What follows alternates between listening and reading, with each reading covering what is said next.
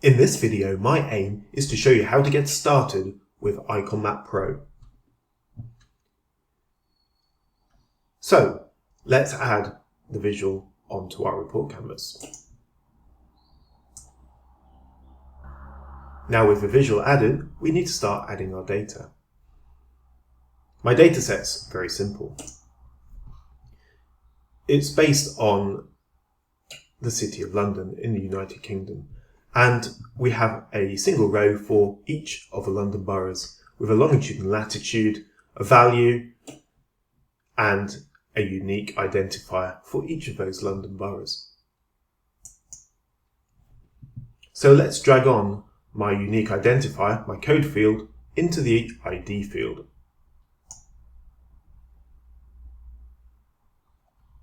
And at this point, the map starts to render.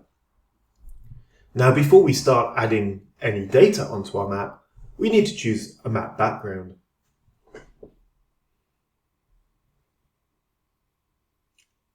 Clicking on the formatting options shows a number of options. To choose a map background, we select Background Layer. Icon Map Pro comes with its own background mapping service. It is possible to choose third-party providers to deliver your background maps, but in order to use these, you'll need to enter the API key as appropriate for that background mapping service.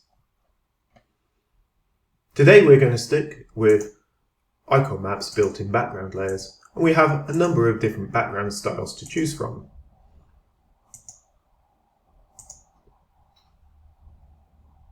For now, I'm going to stick with the standard background.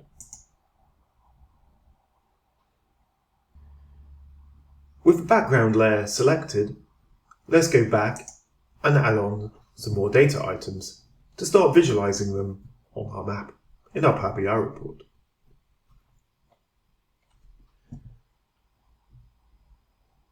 I'm going to start by drawing circles on the map.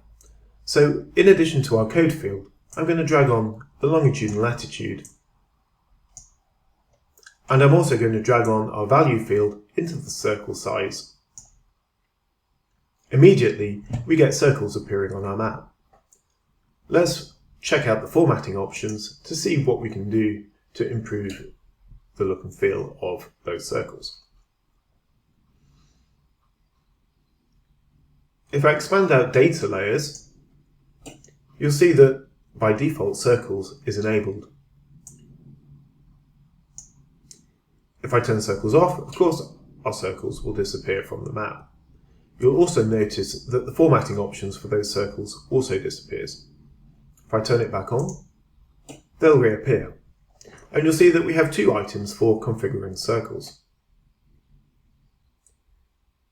The circles configuration determines the items that change how those circles behave, such as how the value field works in determining the circle size. By default, it's a relative size between the minimum and maximum, but you can also change it to be a size in pixels or a size in meters. In the circle's formatting options, we can change the outline color of the circles. We can change how transparent that outline is. We can change its width. And we can change the pattern used in drawing that outline. For example, if I enter a dash array of 4, you'll see that we end up with a design of large dashes. And then similarly, we have the option to change the fill color and its transparency. And we can also change from it being a solid to a hatched pattern, and then we have additional options to configure that hatch. You'll notice that all of these formatting settings can be configured using conditional formatting.